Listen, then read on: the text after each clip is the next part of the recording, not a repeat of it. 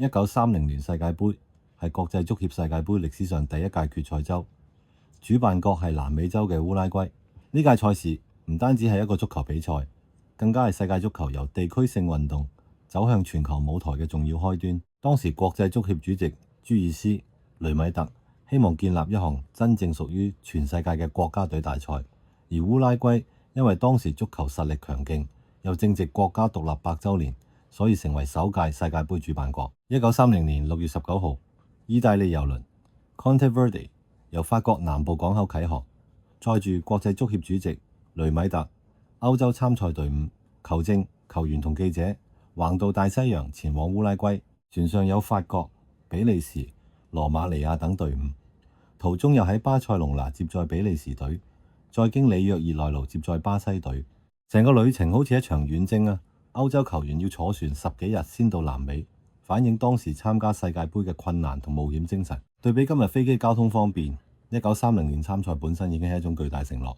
首屆世界盃共有13支球隊參加，包括主辦國烏拉圭、阿根廷、巴西、智利、玻利維亞、巴拉圭、秘魯、美國、墨西哥、法國、比利時、羅馬尼亞同南斯拉夫。賽事總共踢咗18場，入場觀眾合共約59萬人，平均每場入球達3.9球，可見比賽攻勢、足球味道濃厚。今屆並冇外圍賽，參賽隊伍主要靠邀請，而好多歐洲強隊都因旅費、時間同交通問題選擇缺席。烏拉圭被選為主辦國並唔係偶然，佢哋係1924年同1928年奧運足球金牌得主，被視為當時世界最強球隊之一。加上烏拉圭政府願意負擔部分參賽隊伍嘅旅費，又適逢建國100週年，令佢哋更有理由舉辦呢項歷史性大賽。不過，歐洲好多傳統足球國家，例如英格蘭、蘇格蘭、意大利、西班牙、德國等都冇參加，令當時外界對賽事完整性有一定保留。1930年嘅世界盃亦有一個獨特之處，所有比賽都喺同一個城市蒙特維多舉行，係世界盃史上唯一一次整屆賽事集中喺一個城市完成。比賽主要使用3個球場，最大型嘅中央球場 Estadio Centenario 可容納約9萬人，另外有 Park Central 約2萬人，以及 Pocitos 約5000人。中央球場係為紀念烏拉圭建國100年而興建，但由於工期問題，賽事初段未能即時使用，直到後期先成為最重要舞台。首場世界盃比賽其中一場係法國對墨西哥，法國球員 Lucien Laurent 射入世界盃史上第一個入球，令自己名留青史。不過有一個有趣嘅細節Laurent 後來話呢，當時大家其實未完全意識到呢個入球有幾重要，只係當成普通比賽一樣處理。法國最終擊敗墨西哥，而呢一球就成為世界盃歷史嘅起點。同一階段另外一個焦點係羅馬尼亞對秘魯，羅馬尼亞球員 Adalbert Deschamps 開賽不久就射入1球，成為賽事早期重要入球之一。呢場比賽亦都出現世界盃史上第一張紅牌，秘魯隊長 Placido Galindo 被逐離場。秘魯門將 Juan Valdivieso 雖然之後表現出色，多次仲要撲救，但羅馬尼亞最後仍然贏波。而1930年世界盃有唔少12碼，智利對法國、阿根廷對墨西哥等比賽都有12碼出現。墨西哥門將 Oscar Bonfiglio 成為世界盃史上第一位撲出12碼嘅門將。不過，阿根廷球員 Fernando Paternoster 之後亦射失12碼，令呢一屆早期已經出現多個關於12碼嘅歷史紀錄。另外到阿根廷對智利一戰，阿根廷球員 Luis Monti 對智利球員作出粗野攔截，引發雙方大規模衝突，球員互相推撞，甚至互毆，場面一度失控。最後警方介入，球證亦都同兩隊達成某種休戰默契，比賽先得以完成。阿根廷最後贏3-1，智利隊員賽後甚至上前祝賀對手，形成一個既粗野又帶有古早足球風格嘅故事。烏拉圭方面，球隊由門將、後防同攻擊線組成強大陣容，特別 Hector Castro， 佢係烏拉圭早期著名球員，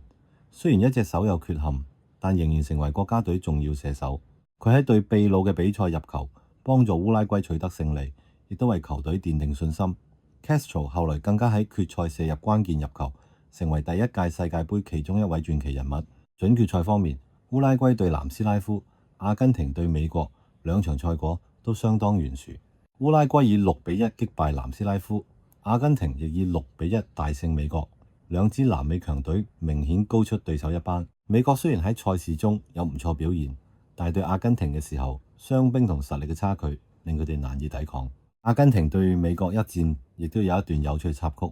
美國教練因為不滿球證判決，衝入球場抗議，情緒激動到幾乎失控。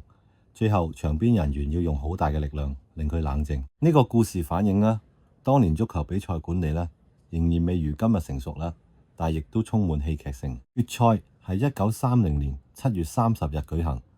由烏拉圭對阿根廷。呢場比賽唔單止係世界盃首場決賽，更加係兩個拉普拉塔河兩岸宿敵嘅對決。烏拉圭同阿根廷地理相近，足球文化相似，但係競爭極深。決賽前，兩隊甚至為使用邊個國家製造嘅足球而爭拗。最後上半場用阿根廷嘅足球，下半場用烏拉圭嘅足球，成為世界盃史上非常著名嘅細節。決賽中呢，烏拉圭先由 Pablo Dorado 入球領先，但係阿根廷之後由 Carlos Puyol 同 Guillermo Starbo 反超前，半場領先2-1。Starbo 亦都係今屆賽事神射手，總共射入8球。下半場，烏拉圭喺主場10萬觀眾支持下反撲，先由 Pedro Cia 追平，再由 Santos Iriarte 反超前，最後 Hector Castro 鎖定勝局。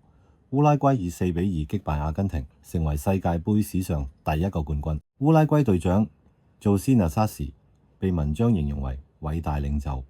佢帶領烏拉圭贏得奧運金牌同世界盃冠軍，成為早期國際足球最具代表性嘅隊長之一。而黑色奇蹟 José Leandro Andrade， 佢係當時最出色嘅烏拉圭球星之一，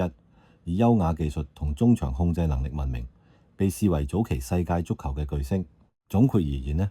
，1930年烏拉圭世界盃雖然規模細，參賽隊伍唔多，交通困難，組織條件亦遠不及今日，但正正因為咁，佢更有開荒味道。歐洲球員遠征，比賽集中一城，南美足球崛起，歐洲強隊缺席，激烈衝突，古早球證故事，主客足球之爭，全部都令呢屆賽事充滿傳奇色彩。烏拉圭最終奪冠，唔單止一個主辦國嘅勝利，更象徵世界盃正式誕生。自此之後，世界盃逐漸成為全球最重要、最受注目嘅足球賽事。